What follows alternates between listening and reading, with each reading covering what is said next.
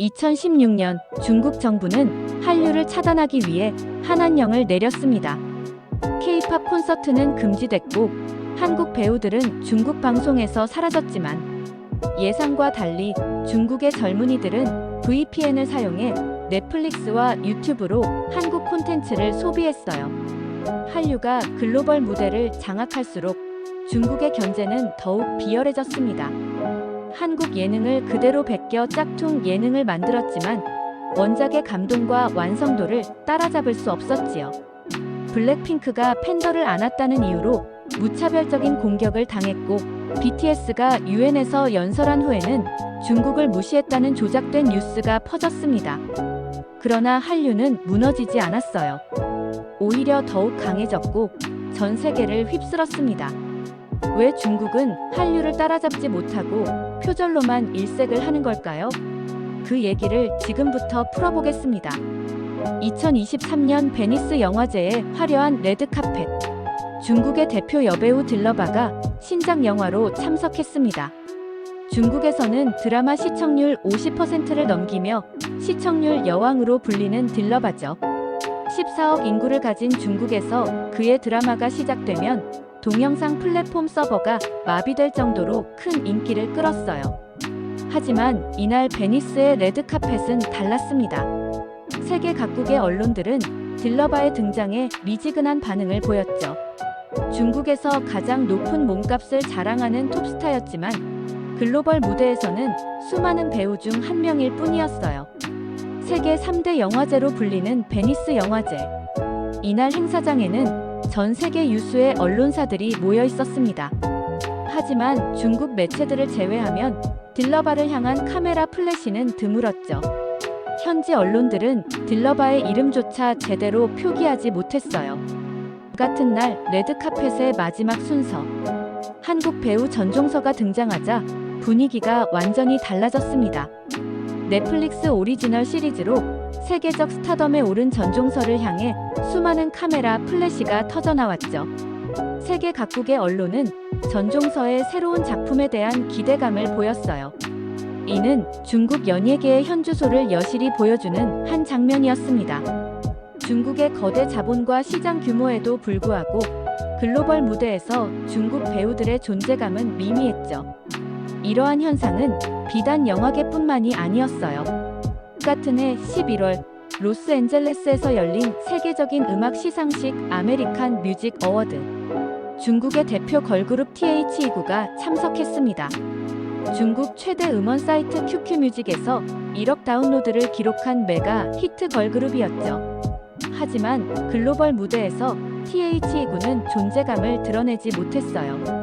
하지만 같은 행사에 참석한 블랙핑크는 달랐습니다. 전 세계 언론이 블랙핑크의 등장에 주목했죠. 유튜브 구독자 8천만 명을 보유한 글로벌 스타의 위상이었어요. 세계적인 패션 브랜드들은 블랙핑크 멤버들을 하우스 앰버서더로 지정하며 글로벌 마케팅의 핵심으로 활용했습니다. 중국의 거대 자본은 자국 스타들의 해외 진출을 위해 수십억 달러를 쏟아부었죠. 하지만 그 결과는 초라했어요. 세계적인 패션 브랜드 구찌의 마케팅 담당자는 글로벌 브랜드의 앰버서더는 전 세계적인 영향력이 가장 중요한 기준이라며 중국 스타들의 한계를 간접적으로 지적했습니다. 이러한 현실에 중국 연예계는 자존심에 큰 상처를 입었죠. 중국의 대표 매체 환구시보는 더 이상 내수 시장에만 안주해서는 안 된다며 자국 연예인들의 글로벌 경쟁력 부재를 질타했어요. 특히 넷플릭스, 유튜브 등 글로벌 플랫폼의 성장으로 한류의 영향력이 더욱 커지면서 중국 연예계의 고민은 깊어졌습니다. 방탄소년단이 빌보드 차트에서 연이은 기록을 세우고 블랙핑크가 코첼라 페스티벌의 헤드라이너로 선정되는 등 한류 스타들의 글로벌 성과가 이어질 때마다 중국 네티즌들의 반응도 격앙됐죠. 중국의 한 연예 기획사 대표는 우리는 그동안 14억 인구라는 거대한 내수 시장만 바라보며 아니란 태도를 보였다며 한계를 인정했어요. 한류는 처음부터 글로벌 시장을 목표로 체계적인 준비를 해왔고 이제 그 차이가 극명하게 드러나고 있습니다. 그렇다면 중국은 왜 글로벌 시장에서 실패했을까요? 한류는 어떻게 세계적인 성공을 거둘 수 있었을까요? 그 차이를 이해하기 위해서는 두 나라의 연예 산업 시스템을 자세히 들여다봐야 합니다. 중국과 한국 연예계의 엄청난 위상 차이. 그 이면에는 체계적이고 장기적인 전략의 차이가 숨어 있었습니다. 우선 중국의 연예 시스템부터 살펴볼까요? 중국 연예계의 가장 큰 특징은 거대한 내수 시장에 대한 과도한 의존입니다. 14억 인구를 가진 중국에서는 자국 시장만으로도 천문학적인 수익을 올릴 수 있었죠. 이는 축복이자 동시에 저주였어요. 중국의 대표 드라마 제작사 화처의 한 프로듀서는 이렇게 말했습니다. 우리는 중국 시장만으로도 충분한 수익을 올릴 수 있었기에 해외 시장을 고려한 콘텐츠 제작의 필요성을 느끼지 못했죠. 이것이 가장 큰 실수였어요. 반면 한류는 달랐습니다. 처음부터 글로벌 시장을 염두에 둔 전략적 접근이 이루어졌죠.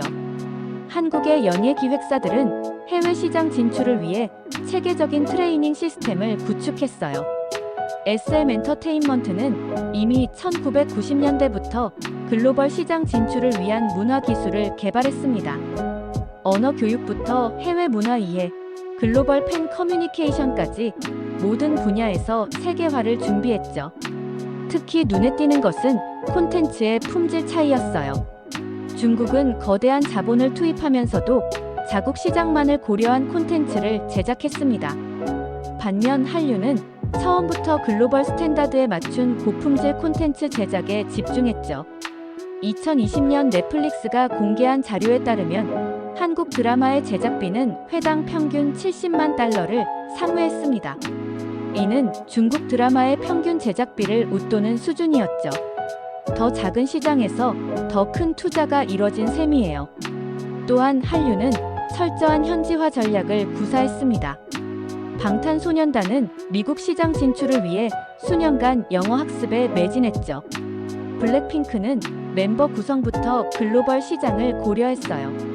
이러한 차이는 아이돌 트레이닝 시스템에서도 두드러졌습니다. 한국의 기획사들은 데뷔 전부터 글로벌 시장을 겨냥한 교육을 실시했죠. 영어는 물론이고 중국어, 일본어 등 다양한 언어 교육이 필수였어요. 반면 중국의 아이돌 육성 시스템은 자국 시장에만 초점이 맞춰져 있었습니다. 해외 활동을 위한 특별한 준비 과정이 없었죠. 이는 결국 글로벌 무대에서의 한계로 이어졌어요. 중국의 한 엔터테인먼트 산업 분석가는 우리는 단순히 중국의 콘텐츠를 해외에 수출하려 했다면 한류는 처음부터 글로벌 시장에 맞춘 콘텐츠를 만들었다며 근본적인 차이를 지적했습니다. 소셜미디어 측면에서도 큰 차이가 있었죠. 한류 스타들은 인스타그램, 트위터 등 글로벌 SNS를 통해 전 세계 팬들과 적극적으로 소통했어요. 반면 중국 연예인들은 웨이보라는 자국 플랫폼에 갇혀 있었습니다. 이러한 차이는 글로벌 브랜드들의 선택에도 영향을 미쳤죠. 루이비통, 구찌, 디올과 같은 럭셔리 브랜드들은 글로벌 영향력을 가진 한류 스타들을 앞다퉈 영입했어요. 세계적인 브랜드 디올의 마케팅 책임자는 이렇게 말했습니다. 우리가 한류 스타들을 선호하는 이유는 단순합니다. 그들은 진정한 의미의 글로벌 인플루언서죠. 전 세계 어디서나 강력한 영향력을 발휘할 수 있어요. 제작 시스템의 차이도 주목할 만했습니다. 한국의 드라마와 예능은 치밀한 사전 기획을 바탕으로 제작됐죠. 특히 해외 시장의 반응을 실시간으로 모니터링하며 콘텐츠를 수정하는 시스템이 갖춰져 있었어요. 반면 중국의 제작 시스템은 상대적으로 폐쇄적이었습니다. 자국 시장의 반응만을 중시했죠. 해외 시장의 피드백은 거의 반영되지 않았어요. 이는 결국 글로벌 시장에서의 경쟁력 약화로 이어졌습니다. 이처럼 한류와 중국 연예계의 차이는 단순한 우연이 아닌 철저한 준비와 전략의 차이에서 비롯됐습니다. 하지만 여기서 더 주목해야 할 것이 있죠. 바로 콘텐츠의 질적인 측면입니다. 2023년 서울의 한 대형 기획사 앞 매서운 한파에도 불구하고 수십 명의 중국 청년들이 줄을 서서 기다리고 있었습니다. SM 엔터테인먼트의 글로벌 오디션이 열리는 날이었죠. 중국 베이징에서 온 19살 리윈윈은 이렇게 말했습니다. 중국에서는 아무리 노력해도 세계적인 스타가 될 수 없어요. 하지만 한국에서는 가능하죠. 블랙핑크의 리사처럼 외국인도 세계적인 스타가 될 수 있으니까요. 실제로 한국의 주요 연예 기획사들은 중국 연습생들의 각축장이 되고 있었습니다. SM 엔터테인먼트는 전체 연습생 중 30%가 중국인이었고 JYP 엔터테인먼트도 25%를 중국 연습생이 차지했죠. 중국 상하이에서 온 장웨이는 3년째 한국 연습생 생활을 하고 있었어요. 처음에는 언어도 모르고 힘들었지만 여기서는 진짜 글로벌 스타가 되기 위한 시스템을 배울 수 있어요. 중국의 연예 기획사와는 차원이 다르죠. 실제로 성공 사례도 있었습니다. 드라마 이상한 변호사 우영우로 스타덤에 오른 황민현, 전 세계적으로 인기를 얻은 걸그룹 에스파의 닝닝까지 중국 출신 연예인들이 한국에서 성공을 거두며 글로벌 스타로 발돋움했어요. 중국의 한 연예 매체 기자는 이런 현상을 이렇게 분석했습니다. 중국의 연예 트레이닝 시스템은 자국 시장만을 바라봅니다. 하지만 한국은 달라요. 데뷔 전부터 글로벌 스타를 만들기 위한 철저한 준비가 이뤄지죠. 실제로 한국의 연예 기획사들은 외국인 연습생들에게도 체계적인 교육을 제공했습니다. 한국어는 물론 영어, 일본어 등 다양한 언어 교육이 이뤄졌죠. 글로벌 팬들과의 소통을 위한 SNS 교육도 필수였어요. 상하이의 유명 기획사 출신 프로듀서는 우리는 그동안 돈만 믿고 스타를 육성하려 했다며 외국인 연습생들이 한국행을 선택하는 이유를 이제야 이해하게 됐다고 말했습니다. 특히 눈에 띄는 것은 한국 기획사들의 글로벌 마인드였어요. 중국 연습생들도 처음부터 세계 시장을 겨냥한 트레이닝을 받았습니다. 중국 시장만을 위한 특별 육성은 없었죠. JYP 엔터테인먼트의 한 트레이너는 이렇게 말했습니다. 우리는 어떤 국적의 연습생이든 글로벌 스타로 만듭니다. 국적은 중요하지 않아요. 세계 무대에서 통할 수 있는 실력과 매력이 중요하죠. 베이징의 한 대형 연예 기획사 대표는 씁쓸한 표정으로 이렇게 말했습니다. 우리는 수십억 위안을 투자하고도 글로벌 스타 하나 만들지 못했어요. 반면 한국은 외국인 연습생도 세계적인 스타로 만들어내죠. 이게 바로 실력의 차이입니다. 이처럼 중국 청년들의 한국행 러시는 단순한 유행이 아닙니다. 글로벌 스타를 꿈꾸는 이들의 필연적인 선택이었죠. 중국 연예계가 자국 시장에 안주하는 동안 한류는 이미 세계적인 스타 제조 시스템을 완성했습니다. 중국 청년들이 한국행을 선택하는 동안 할리우드에서는 새로운 바람이 불고 있었습니다. 마블 스튜디오가 새로운 슈퍼히어로로 한국 배우 마동석을 캐스팅했다는 발표였죠. 얼마 전 봉준호 감독의 기생충으로 아카데미상을 수상한 송강호도 할리우드의 러브콜을 받았습니다. 할리우드의 대형 제작사 워너브라더스의 캐스팅 디렉터는 이렇게 말했어요. 한국 배우들은 뛰어난 연기력은 물론 글로벌 팬들의 지지까지 갖추고 있습니다. 특히 넷플릭스를 통해 전 세계적으로 인지도가 높아진 배우들이 많죠. 반면 중국 배우들의 할리우드 진출은 여전히 벽에 막혀 있었습니다. 중국의 톱스타 판빙빙은 X-MEN 시리즈에 출연했지만 겨우 10분 남짓한 분량으로 존재감을 드러내지 못했어요. 중국 최고의 액션 스타 리언징도 할리우드 영화 뮬란에서 조연에 그쳤습니다. 중국 배우들은 자국에서는 엄청난 스타지만 글로벌 시장에서의 매력도는 낮다고 할리우드의 한 영화 제작자는 평가했습니다. 연기력이 부족해서가 아니에요. 글로벌 관객과 소통하는 방식을 모르는 거죠. 정반대의 상황도 있었습니다. 드라마 오징어 게임의 이정재는 할리우드 대작 스타워즈 시리즈의 주연으로 발탁됐죠. 미나리의 윤여정은 아카데미상을 수상하며 할리우드의 새로운 역사를 썼습니다.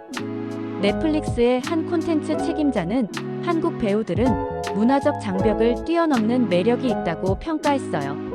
감정 연기가 뛰어나고 할리우드식 액션도 거부감 없이 소화해내죠. 할리우드 매거진 버라이어티는 최근 주목해야 할 아시아 배우 10인을 선정했습니다. 그중 6명이 한국 배우였죠. 중국 배우는 단 한 명도 포함되지 않았습니다. 이는 할리우드가 바라보는 두 나라 배우들의 위상 차이를 여실히 보여줬어요. 이제 할리우드는 더 이상 백인 배우들의 전유물이 아닙니다. 워너브라더스의 캐스팅 디렉터는 말을 이었어요. 다양성이 중요한 시대죠. 하지만 단순히 아시아 배우라는 이유만으로 캐스팅하지는 않아요. 글로벌 시장에서 통할 수 있는 매력과 실력이 필요합니다. 실제로 마동석은 마블 영화 이터널스에서 독보적인 존재감을 뽐냈습니다. 그의 캐릭터는 글로벌 팬들 사이에서 큰 인기를 얻었고 자연스럽게 후속작 출연도 확정됐죠. 마블은 이미 마동석을 위한 스핀오프 작품도 기획 중이라고 합니다. 마동석은 완벽한 케이스예요. 마블 스튜디오의 케빈 파이기 대표는 말했습니다. 한국에서 쌓은 독특한 캐릭터성이 글로벌 시장에서도 통했죠. 이런 배우를 더 캐스팅하고 싶습니다. 중국의 한 영화 전문가는 이렇게 분석했어요. 우리는 할리우드 진출을 위해 막대한 자본을 투자했지만 실패했습니다. 반면 한국 배우들은 자신만의 매력으로 자연스럽게 성공했죠. 이게 바로 실력과 자본의 차이입니다.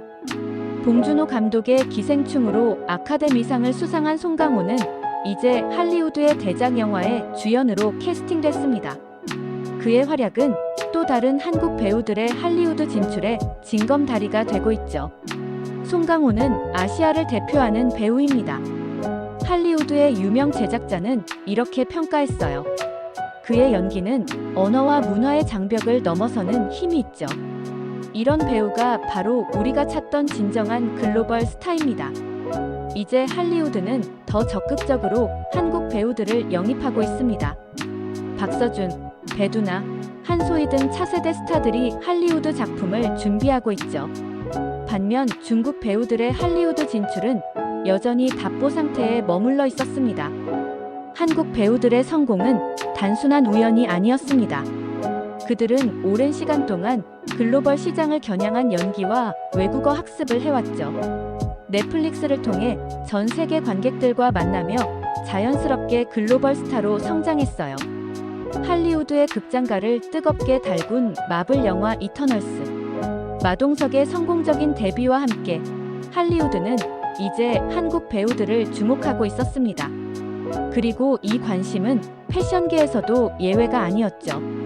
파리 샹젤리제 거리, 구찌의 대형 매장 앞, 블랙핑크의 제니가 등장하자 수백 명의 팬들이 몰려들었습니다.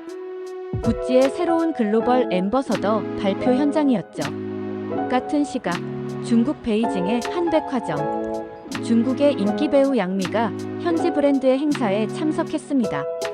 중국에서는 최고의 인기를 구가하는 스타였지만 이날 행사는 로컬 브랜드의 중국 내 홍보에 그쳤죠. 세계적인 럭셔리 브랜드들의 선택은 확연히 달랐습니다. 디올은 지수를, 샤넬은 제니를, 생로랑은 로제를, 셀린느는 리사를 글로벌 앰버서더로 발탁했어요. 중국의 톱스타들은 이런 글로벌 브랜드의 선택을 받지 못했습니다. 루이비통의 마케팅 디렉터는 이렇게 말했습니다. 우리가 원하는 건 진정한 글로벌 인플루언서예요. 단순히 SNS 팔로워 수가 많다고 해서 글로벌 브랜드의 얼굴이 될 순 없죠. 전 세계 어디서나 영향력을 발휘할 수 있는 스타가 필요합니다. 실제로 수치상의 차이도 컸습니다. 블랙핑크 제니가 구찌의 글로벌 앰버서더로 활동하면서 브랜드의 전 세계 매출은 23% 증가했어요. 반면 중국의 유명 배우들이 현지 앰버서더로 활동한 브랜드들은 중국 내 매출 상승에 그쳤죠. 중국의 인플루언서 왕홍 마케팅 전문가는 자조적으로 말했습니다. 우리는 14억 인구를 가진 중국 시장만 바라봤어요. 하지만 럭셔리 브랜드들은 글로벌 시장을 원하죠. 안타깝게도 우리 스타들은 그들의 기준을 충족시키지 못했습니다. 방탄소년단의 비가 셀린느의 새로운 앰버서더로 발표되자 파리 증시에서 셀린느의 모기업 주가가 급등했습니다. 글로벌 투자자들도 K-팝 스타들의 영향력을 인정한 것이죠. 우리는 더 이상 아시아 시장만을 위한 모델을 찾지 않습니다.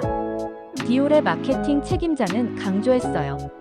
진정한 글로벌 스타가 필요해요. 그런 면에서 K-팝 아이돌들은 완벽한 선택이었죠. 중국의 한 패션 매거진 에디터는 이렇게 분석했습니다. 우리 스타들은 웨이보에서만 활동해요. 인스타그램이나 트위터 같은 글로벌 SNS는 거의 사용하지 않죠. 이런 폐쇄성이 글로벌 브랜드들의 외면을 받는 주요 원인입니다. 샤넬이 제니를 글로벌 앰버서더로 발탁한 후 브랜드의 아시아 태평양 지역 매출은 2배 이상 증가했습니다. 특히 MZ세대의 구매가 급증했죠. 이는 K-팝 스타들의 영향력이 단순한 인기를 넘어 실질적인 매출로 이어진다는 것을 증명했어요. 중국의 연예 매니지먼트 업계는 이러한 현실에 큰 충격을 받았습니다. 우리도 글로벌 시장을 목표로 했지만 준비가 부족했네요. 중국의 한 연예 기획사 대표는 인정했습니다. K-팝 스타들은 데뷔 전부터 글로벌 활동을 위한 체계적인 준비를 해왔어요. 이제야 그 차이를 실감하고 있습니다. 이처럼 할리우드에서 시작된 한류 스타들의 글로벌 영향력은 이제 패션계까지 장악했습니다. 연기와 음악을 넘어 이제는 스타일 아이콘으로서도 세계적인 주목을 받고 있었죠. 그리고 이 성공의 비결은 다름 아닌 철저한 콘텐츠 전략에 있었습니다. 할리우드와 패션계를 사로잡은 한류. 이 성공의 핵심에는 철저한 콘텐츠 전략이 있었습니다. 넷플릭스의 오리지널 시리즈 오징어 게임이 전 세계적으로 돌풍을 일으켰을 때 중국 연예계는 또 한 번 충격에 빠졌죠. 우리도 매년 수천 편의 드라마와 예능을 제작합니다. 예산도 한국보다 몇 배나 많죠. 그런데 왜 우리는 세계적인 히트작을 만들어내지 못할까요? 중국 최대 동영상 플랫폼 아이치이의 한 프로듀서는 고민을 털어놓았습니다. 실제로 중국의 콘텐츠 제작 규모는 압도적이었어요. 2023년 기준 중국의 연간 드라마 제작 편수는 한국의 5배에 달했습니다. 하지만 글로벌 흥행작은 단 한 편도 나오지 않았죠. 넷플릭스의 한 콘텐츠 책임자는 이렇게 말했습니다. 한국 콘텐츠의 특별함은 세계 관객과 공감할 수 있는 보편적 정서를 담으면서도 독특한 한국만의 색깔을 잃지 않는다는 점이에요. 반면 중국 콘텐츠는 자국 시청자들만을 위한 이야기에 머물러 있죠. 킹덤부터 오징어 게임, 더 글로리까지. 한국 드라마들은 넷플릭스를 통해 연이어 글로벌 히트를 기록했습니다. 반면 중국의 대작 진용성은 막대한 제작비를 투입했음에도 글로벌 시장에서 주목받지 못했어요. 아마존 프라임의 콘텐츠 기획자는 중국 드라마들은 높은 제작비에도 불구하고 글로벌 시청자들의 눈높이를 맞추지 못한다고 지적했습니다. CG나 세트는 화려하지만 스토리텔링이 지나치게 자국 중심적이에요. 특히 유튜브에서의 차이는 더욱 극명했습니다. K-팝 아티스트들의 뮤직비디오는 공개 즉시 수억 뷰를 기록했지만 중국의 인기 가수들은 자국 플랫폼인 비리비리에서만 인기를 얻었죠. 우리는 폐쇄적인 환경에서 콘텐츠를 만들어 왔어요. 중국의 한 드라마 감독은 말했습니다. 검열도 문제지만 더 큰 문제는 우리가 세계 시장을 제대로 이해하지 못한다는 거죠. 반면 한국의 콘텐츠는 철저한 시장 조사를 바탕으로 제작됐습니다. 넷플릭스 오리지널 좋아하면 울리는의 경우 기획 단계부터 글로벌 10대들의 취향을 분석했죠. 그 결과 전 세계 청소년들 사이에서 큰 인기를 얻었습니다. HBO의 프로그래밍 디렉터는 한국 콘텐츠의 성공은 우연이 아니다라고 평가했어요. 그들은 글로벌 시장을 철저히 연구하고 거기에 맞춘 콘텐츠를 만들어내죠. 하지만 결코 자신들만의 정체성을 잃지 않아요. 중국의 한 예능 PD는 자조적으로 말했습니다. 우리는 그동안 시청률만 쫓았어요. 하지만 한국은 달랐죠. 그들은 항상 세계 시장을 바라보며 콘텐츠를 만들었어요. 유튜브에서 한국 예능은 놀라운 성과를 거두고 있었습니다. 런닝맨이나 놀면 뭐하니? 같은 프로그램들은 자막 없이도 글로벌 팬들의 사랑을 받았죠. 반면 중국의 인기 예능들은 자국 시장에서조차 한국 예능의 영향력을 따라잡지 못했습니다. 한국 예능의 포맷은 이제 글로벌 스탠다드가 됐어요. BBC의 한 프로듀서는 말했습니다. 재미있으면서도 건전하고 창의적이면서도 보편적인 공감을 이끌어내죠. 이건 정말 대단한 성과입니다. 글로벌 OTT 시장에서 한국 콘텐츠의 약진은 계속되고 있습니다. 디즈니 플러스, 아마존 프라임까지 한국 오리지널 제작에 뛰어들었죠. 반면 중국 콘텐츠는 여전히 자국 시장의 벽을 넘지 못하고 있었습니다. 이처럼 콘텐츠 시장에서의 양국 격차는 점점 더 벌어지고 있었습니다. 그리고 이 격차를 더욱 극명하게 보여주는 것이 바로 중국의 한류 콘텐츠 모방 현상이었죠. 중국의 한 예능 프로그램, 청춘 유니라는 이름의 이 프로그램은 아이돌 육성 예능이었습니다. 하지만 포맷부터 세트장 디자인, 심지어 카메라 앵글까지 한국의 프로듀스 101과 놀랍도록 비슷했죠. 이건 단순한 모방을 넘어선 복제에 가깝습니다. 한국의 한 예능 프로듀서는 지적했어요. 우리가 4년 전에 했던 방식을 그대로 따라하고 있어요. 이는 빙산의 일각에 불과했습니다. 중국의 인기 드라마 안녕, 나의 천재 아이돌은, 한국 드라마 로맨스는 결책 그룹과 설정이 너무 비슷해 논란이 됐죠. 주인공의 직업, 전개 방식, 심지어 주요 장면까지 거의 동일했습니다. 한류의 성공을 배우겠다는 건 이해합니다. 하지만 이건 배움이 아닌 베끼기에 가깝죠. 중국의 한 문화평론가도 쓴소리를 했어요. 이런 식으로는 결코 글로벌 시장에서 인정받을 수 없습니다. 아이돌 그룹의 경우는 더욱 심각했습니다. 중국의 신인 걸그룹 THE군은 데뷔 무대에서 블랙핑크의 안무를 그대로 차용해 구설수에 올랐죠. 의상 컨셉과 무대 구성까지 너무 비슷했습니다.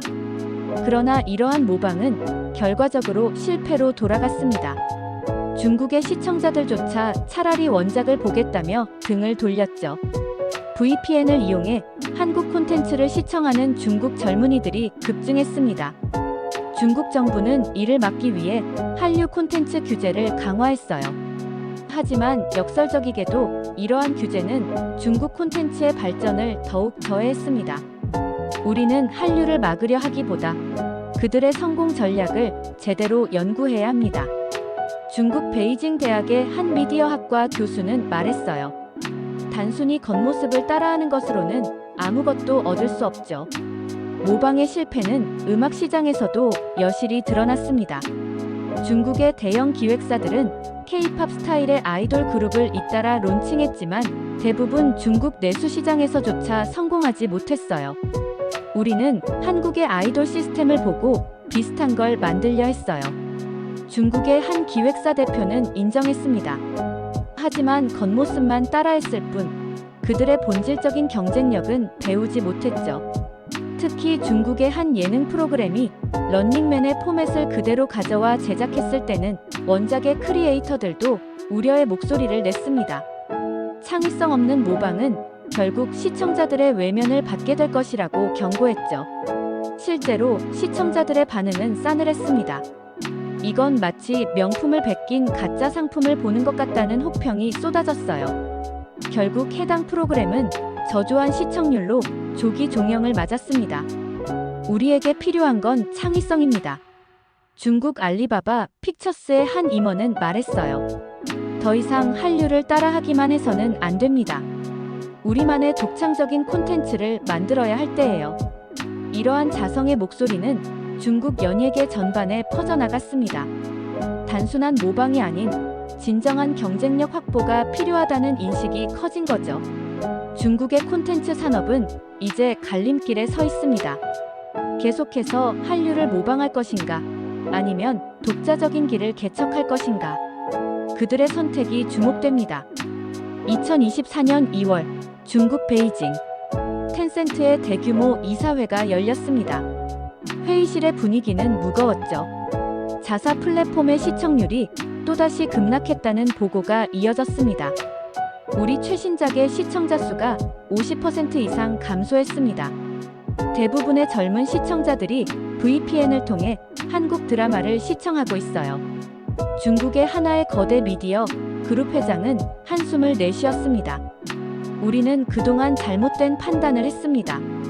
한류를 막으려 했지만 결과적으로 우리만 뒤처졌죠. 실제로 수치는 충격적이었습니다.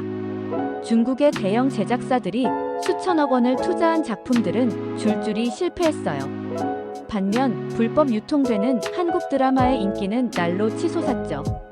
베이징의 한 프로듀서는 이렇게 말했습니다. 더 이상 자존심 세울 때가 아닙니다. 우리는 한국에게 완벽히 졌어요. 이제는 그들에게 배워야 할 때입니다. 변화의 조짐은 이미 시작됐습니다. 중국의 대형 미디어 그룹들은 한국 기획사들과의 협력을 타진하기 시작했어요. 더 이상 경쟁자가 아닌 배워야 할 스승으로 인정한 거죠. 자본의 힘만으로는 부족했습니다. 중국 최대 연예기획사의 대표는 인정했어요. 우리가 수천억을 들여도 만들지 못한 걸 한국은 어떻게 만들어내는 걸까요? 이제야 그 해답을 찾으러 갑니다. SM, JYP 등 한국의 대형 기획사에는 중국 업계 관계자들의 방문이 이어졌습니다. 시스템 벤치마킹을 요청하기 위해서였죠. 이제 그들은 한국의 노하우를 배우기 위해 기꺼이 무릎을 꿇었습니다. 특히 충격적인 것은 중국 최대 동영상 플랫폼 아이치이의 행보였어요. 그들은 한국의 제작사들에게 무제한 제작비를 제한하며 협력을 요청했습니다. 우리는 이제 한류를 인정합니다. 아이치이의 CEO는 선언했죠. 더 이상 싸울 생각이 없어요. 이제는 함께 배우고 성장하고 싶습니다. 중국 연예계의 이러한 변화는 전 세계 엔터테인먼트 업계를 놀라게 했습니다. 14억 인구를 가진 거대 시장의 주인이 한류 앞에 백기를 든 것이죠. 이제 한류는 세계 문화 산업의 새로운 기준이 됐습니다. 할리우드의 한 제작자는 평가했어요. 중국도 이 사실을 인정한 거죠. 이제 한류는 더 이상 막을 수 없는 글로벌 현상이 됐습니다. 한국문화체육관광부의 한 관계자는 이렇게 말했습니다. 우리는 늘 세계 시장을 바라보며 달려왔어요. 그 진심이 통한 것 같습니다. 중국의 거대 자본은 이제 한류와의 협력을 선택했습니다. 더 이상의 모방도 견제도 없었죠. 오직 진정한 배움을 구하는 모습만이 남았습니다. 이것이 바로 2024년 세계 문화 산업의 새로운 역사가 된 순간이었습니다. 오늘 영상이 도움되셨다면 구독과 좋아요 부탁드립니다. 앞으로도 감동서점 채널에 많은 관심 부탁드려요. 감사합니다.